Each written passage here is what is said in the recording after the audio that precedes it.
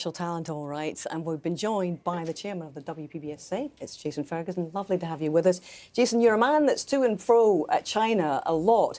Could you try and sum up to us what may await this young man, were he to pull this off and win the world title, first of all? Well, I think there's potential to become the biggest star in the sport, and certainly, the earning opportunities for somebody like him are immense. It's a huge nation. We're operating in cities almost 50% the size of the UK. So put that into context. He goes back as a national hero. I mean, it would just be incredible for the sport. 300,000 snooker halls in China alone. But, this story is very complex. It's not without its difficulties, because obviously the rise of Chinese snooker is something we've followed, but also a massive scandal within the sport. 10 players were banned, and Zhao was amongst them. He had the most lenient sentence. He was not convicted of match fixing himself, never did so, but he did place bets for other people. He got a 20-month sentence. He served his time. How does the sport feel about his return and how he has emerged thereafter? Yeah, I mean, it is important to talk about it and very openly. We're not a sport that's actually shied away from our problems. We're a sport that's gone out publicly and said, we've got a problem, we're going to clean it up, and we did. Zhao, as you said, has served his time. He's back here. He's paid his fine. And he's also done the right thing. He was full of remorse from day one. He's made public apologies. He's gone out in public in China and made apologies. And actually, he's followed a route of trying to work his way back into the sport. He's been very, very dedicated. He's kept his head down. And you can see the results. There's a man that is prepared to the finest standard. He's prepared his mind, and he's prepared to face the public again. Yeah. Are you convinced, Jason, that his re-emergence, almost in a way, puts behind the scandal for the sport, or is it something that's going to remain there for a long time?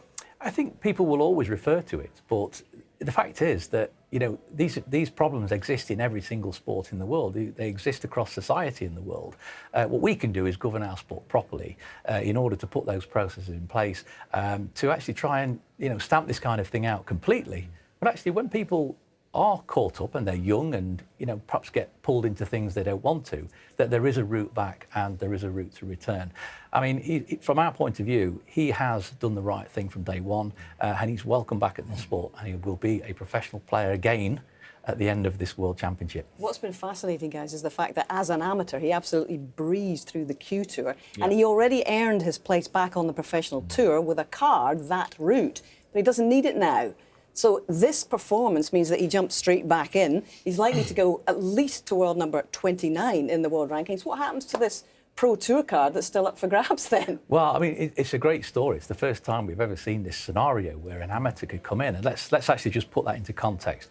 He earned the right to play in this event, not through tour qualifying. He actually earned the right by winning the Q Tour and was granted that place. So he earned this place as an amateur player in the qualifying. He came through qualifying. That's like winning an event in its own right. Indeed. Match after match. Came here and he's continued to deliver. The big question about his points and the prize money. A lot of players are sort of a bit up in arms about it, that the rules might have been changed, that if he wins this championship, keeps his prize money, where he should be going back to scratch, like when he takes up his tour card. Points and prizes. Yeah. It's not actually a rule change. It's actually a scenario that's never happened before. Amateur players do enter events from time to time, as you know, from top-ups, from various events. And as they come in, they play against the professionals, but they never break into the top 64 because they only come in for one or two events. It's the first time we've actually seen this, where somebody's actually broke all the way through, earned enough points in a season. Now, in that scenario, the case is that the player retains those ranking points because the player is deemed a professional player and joins the professional tour by retaining that top 64 position.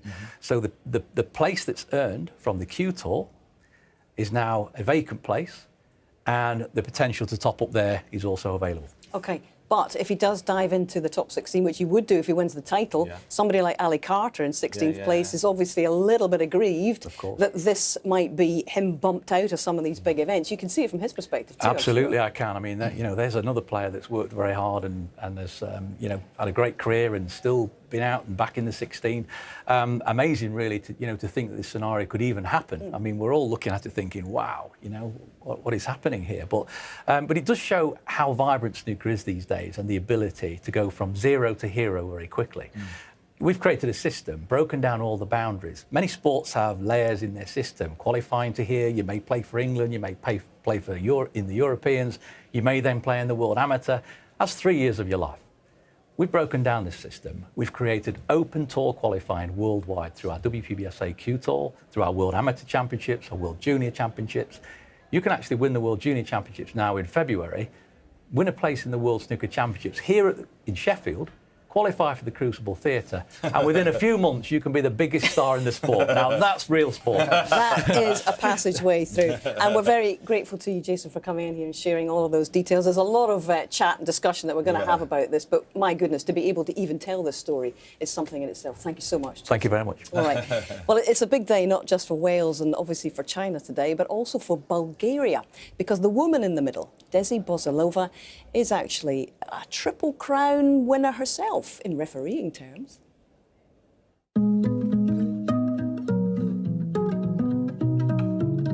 Desi about to make a slice of history here at the Crucible and become the first woman to have officiated all 3 Triple Crown finals. For how long has this been a dream of yours? It's my dream since I started, but obviously at the beginning I didn't believe it's possible really. It's one of those, yeah, it would be nice if it happens.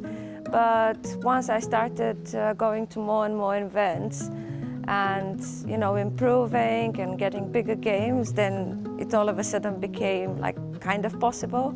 So I'm really excited that I have this chance.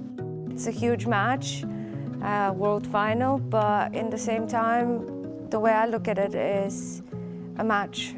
I just should come out and do what I always do, so that's how I'm preparing for it. And it's taken a lot of hard work and dedication, hasn't it, since you first refereed a match, what, 13 years ago?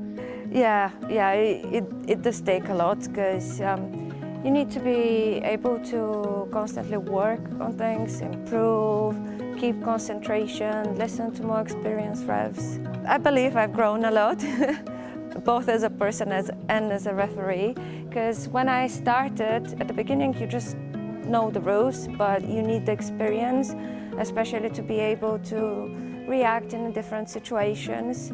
And yeah, that just comes with time. And it won't be the first time that you're refereeing in the single table setup though, will it? Because you were in charge of Mark Williams against Judd Trump in that epic semi-final back in 2022. What are your memories of that occasion? Yeah, I do remember that match. It was really an amazing, great match with a comeback, because I believe at the beginning we thought maybe we'll finish with a session to spare, but then there was a comeback and it was an unbelievable match. And especially here at the one table setup is just amazing. The UK and the Masters, they were special in their own right, but this is taking it up a notch altogether, isn't it? Yeah, but it's also very different as an atmosphere, because here it's smaller but so intimate compared to, let's say, the Masters, because there we have a huge crowd, but they're a bit far away. And talk us through what your routine will be on the day of the final, or, you know, on the Sunday. I usually come to the venue about an hour earlier, just to get ready, you know, check my suit, triangle, gloves, ball markers, and then set up half an hour before the start of the session, check the whole table, extensions, everything, speak to the players, and then just get ready to start the match. And of course, Michaela Tabb was the first woman to referee a final here at the Crucible. You're becoming just the second. How proud does that make you? Yeah, it does make me proud, but again, for me, it doesn't make a difference that I'm a woman. You know, it's a huge thing, and I hope many more girls start playing or decide to become refs. But in general, in our group, it's like, we're refs, it doesn't matter, you know. And I believe you've got some family members coming to watch you for the final, but others decided to go on holiday. Tell us about that. Yeah, my parents are going on a holiday to Portugal, but that's okay. I mean, I have my best friend coming, I have my boyfriend coming, so I have my support. Enjoy the occasion. Thanks for talking to us. Who on earth would pick to be in Portugal over the Crucible? I certainly wouldn't, but we really hope you have a great final. Thanks for talking to us. Thank you.